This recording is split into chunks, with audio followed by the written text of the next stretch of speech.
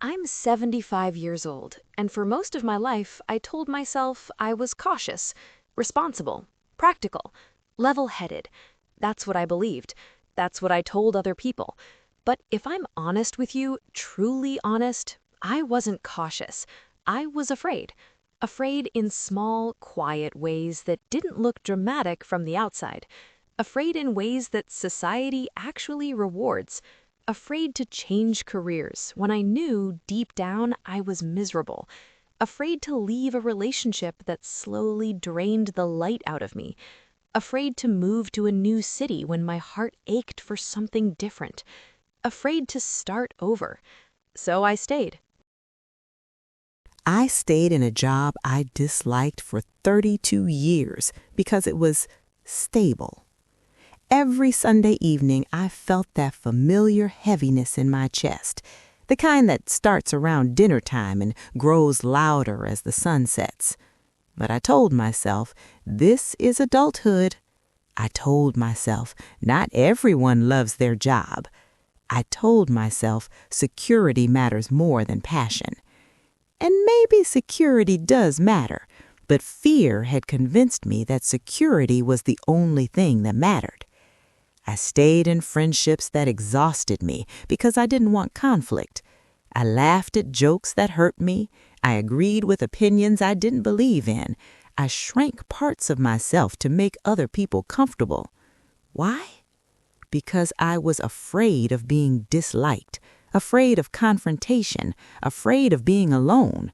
So I chose familiar discomfort over unfamiliar freedom. I stayed in routines that bored me because they were predictable. Same grocery store, same vacation spot, same restaurants, same conversations. Predictability feels safe, but safe can become a cage, especially when you decorate it nicely and convince yourself it's a home. And here's the most dangerous part about fear. It rarely introduces itself as fear. It disguises itself as responsibility.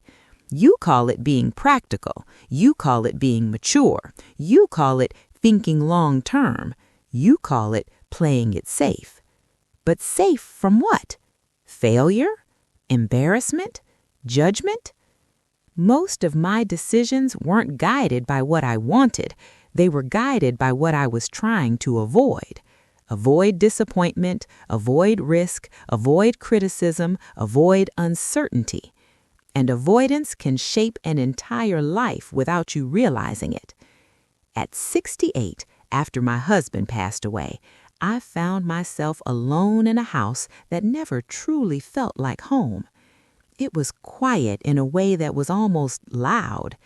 You start noticing things in silence. The echo in the hallway, the ticking of the clock, the way sunlight hits furniture you never chose with intention.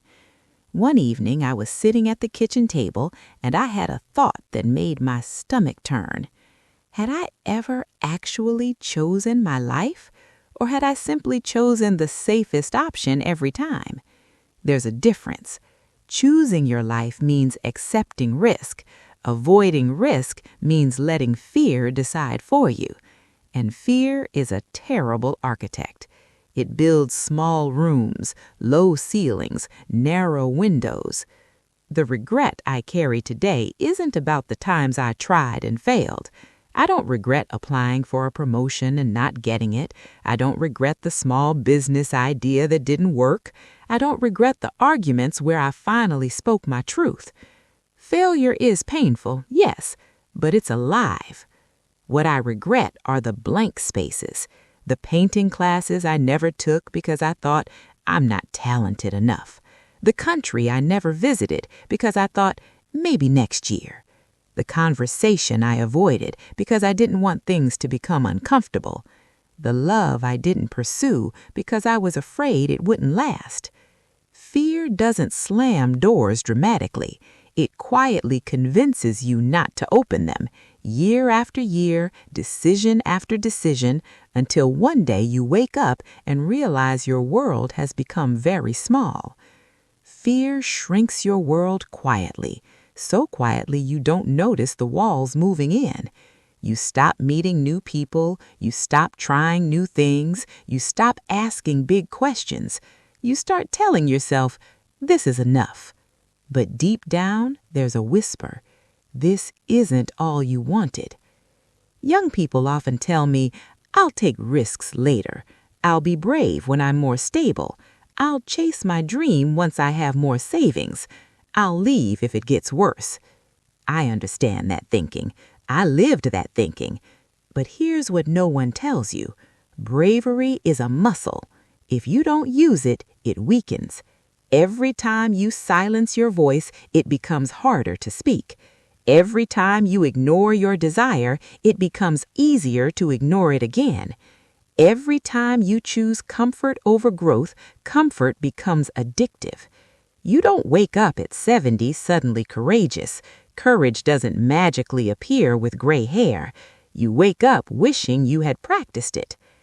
I used to think courage was something dramatic, quitting your job overnight, moving across the world, making bold declarations. But courage is often smaller than that. It's saying, this doesn't work for me. It's admitting, I want something different. It's allowing yourself to disappoint someone else instead of disappointing yourself. I disappointed myself many times, quietly, politely, responsibly, and no one applauds you for that kind of sacrifice, especially when it wasn't necessary. If I could sit across from my younger self, I wouldn't tell her to be reckless. I wouldn't tell her to ignore responsibility. I would tell her this: don't confuse stability with safety. Don't confuse routine with purpose. Don't confuse fear with wisdom. And most importantly, don't wait for permission to live. You will lose people. You will fail sometimes. You will make mistakes. But mistakes create stories. Avoidance creates silence. And silence is heavy when you're older. At 75, I don't fear embarrassment anymore. I don't fear starting something new.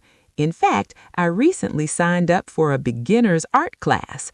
My hands shake a little when I hold the brush, not because I'm afraid, but because I waited so long. There's something bittersweet about learning at this age. You're proud of yourself and grieving the decades you held back. If you're younger than me, please understand this. Time doesn't just pass, it compounds. The years you spend shrinking don't return to expand later. The conversations you avoid don't magically resolve themselves. The dreams you postpone don't stay frozen in perfect condition. They fade, or worse, they stop calling you altogether. And that might be the saddest part, when the desire itself disappears. When you become so used to playing small that big feels impossible. If you take anything from my story, let it be this: being careful is wise, being afraid is human, but building your entire life around avoiding discomfort, that is a slow regret. Don't wait for loss to wake you up. Don't wait for silence to reveal what noise was hiding. Don't wait until you're 75 to ask yourself whether you chose your life or avoided it. Because one day, you will sit in a quiet room and the only person you won't be able to escape is yourself. Make sure you recognize the life you built. Make sure it feels like yours. And if you're afraid, good. That means there's something on the other side worth stepping toward. Don't wait to be brave later. Later arrives faster than you think.